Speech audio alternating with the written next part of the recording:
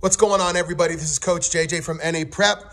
I just wanted to go over some of the stuff that we worked on today at our midday academy, and we've had some issues with players that have improper hand positioning. So please join us. Check this out.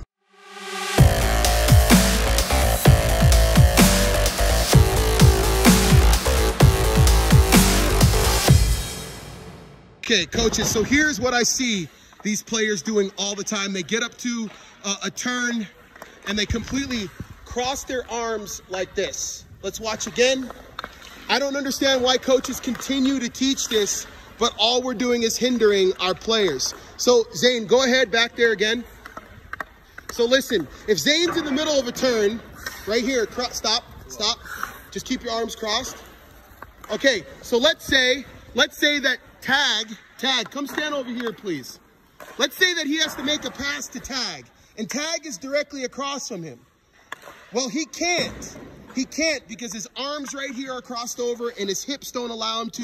His flexibility doesn't allow him to. And coaches, I watch this happen over and over again at all these practices, and it's not being corrected. So now he wastes an opportunity of an open man over here because his arms are crossed. So the right way to do it is we slide that upper hand up our hip.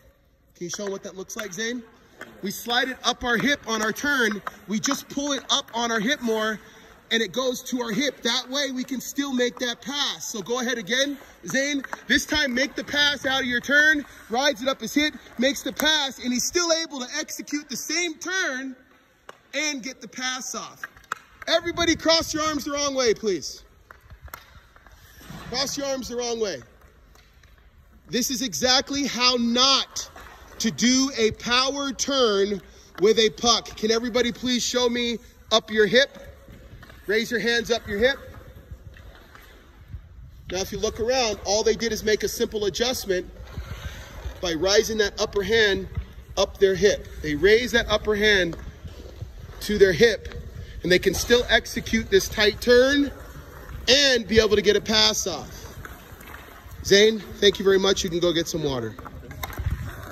All right, so thank you for listening to that quick little lesson. I just want to make sure that we continue to push our kids to be always doing the right thing, because it's real difficult when you get this player who's very talented, but he makes crucial mistakes like what we just saw, and we have to recorrect him, regain trust, lose trust in the process, because these players trust what their other coaches say. So when you have a new coach who tells you to stop doing something that you've never been corrected on or never taught to do correctly, it goes through this whole developmental cycle again for a player. Learning trust. Do I trust this coach? We've heard a lot of coaches say a lot of things. Do I trust him? Oh, okay, I do trust him because now I can actually execute a good move. So now I trust you, and now I lose trust for another coach. So it's important that we all stay on the same page, because it's more than just teaching them these tricks, because as we work with these kids, it goes to a whole mental capacity that we don't really think about very much.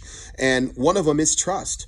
You know, these coaches I see these kids go from coach to coach to coach to coach. And, you know, at the end of the day, it's like, do I trust what my coach is telling me? So once they relearn something that has worked for them, it automatically goes through this mental cycle as well for the player. So we stay on the same page, and we start using the same language, and we start coaching the same techniques, because these are all foundational, basic techniques that these kids should have. And if we can work together as coaches and all be on the same page, you get my player, I get yours, and these things, and the language is just so much smoother. So thank you for chiming in and listening. I apologize. I listened to my video and I kind of sounded like I was mad, but I wasn't mad. I think I was just pumped up to be teaching this lesson on the ice and going over it again. I did see some videos of some Instagram and YouTube stuff where coaches don't correct it and they brag about, look at this turn. And so,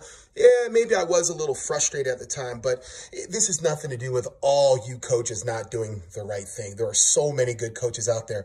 I think I just want to make this awareness that we are all working together on the same page and coaching our athletes in the right direction, because we all know that we should never strive to be our player's last coach, because then it's hard to hand them off as they move up a level.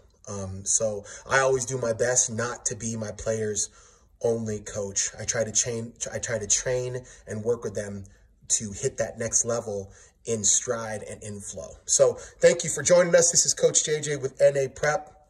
See you around the rinks.